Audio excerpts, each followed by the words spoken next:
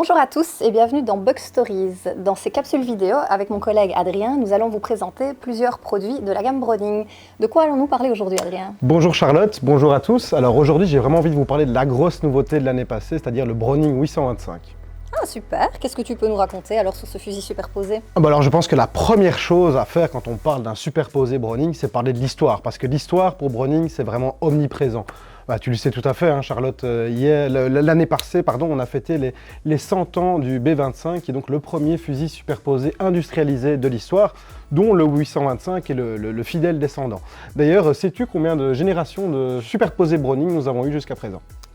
9 je pense. 9, tout à fait. Donc voilà, il faut savoir qu'on a commencé avec le B25, qui est donc une arme iconique qu'on a produit pendant des décennies à Herstal et qu'on continue à produire toujours à Herstal dans un autre genre de finition. Mais donc il y a eu toute une série d'autres générations. Je pense notamment au B125, B325, B525, B725 et maintenant le petit dernier, le 825. Super, merci pour ce retour dans l'histoire, Adrien. Et qu'est-ce que tu peux nous raconter alors sur le nouveau, le 825? Moi je pense qu'une image vaut mieux que 1000 mots. Vraiment la première chose qui me vient à l'esprit quand je vois ce fusil, c'est waouh, l'esthétique est tout bonnement incroyable. Regardez-moi la qualité des bois, regardez-moi la qualité des gravures et la finition mat du canon, je trouve que ça rajoute vraiment beaucoup.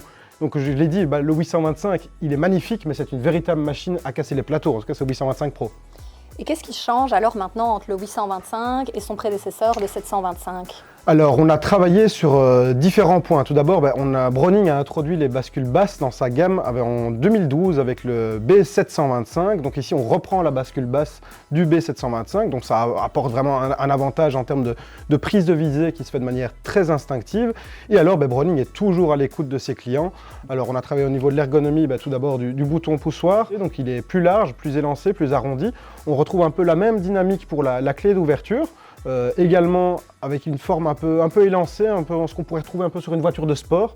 Et la même opération a été faite pour la clé d'ouverture du garde-main. Donc tout ça, ça facilite vraiment l'utilisation de l'arme et ça rend l'utilisation beaucoup plus simple et agréable. Et alors en plus de l'ergonomie, est-ce que d'autres choses ont changé sur ce modèle? Oui, on a travaillé donc sur la détente, donc il est capable maintenant d'avaler des cartouches vraiment très légères, donc ce sera vraiment quelque chose qui sera apprécié par les tireurs sportifs. Et alors on a développé une gamme assez large, donc ici là on a un 825 Pro devant les yeux, donc le 825 Pro c'est ce qui se fait de mieux chez nous en arme de sport, c'est une arme vraiment purement sport, une arme qui va vraiment vous permettre de truster la première place du podium.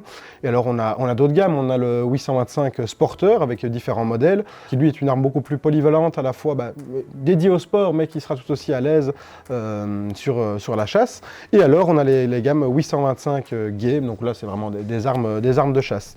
Mais pour en revenir au 825 Pro, on a vraiment voulu développer au maximum donc, la gamme d'accessoires. Donc ici on a vraiment une arme ultra complète, hein. On le voit directement avec le busque réglable, il est livré avec différentes queues de détente, il y a également des poids, des contrepoids pour ajuster le point d'équilibre du fusil et donc votre swing au final. Et alors il est livré également avec différentes plaques de couche, tout simplement pour que vous ayez une arme qui épouse parfaitement votre morphologie. D'accord, donc 825 Sport, 825 Pro, 825 Game. Oui.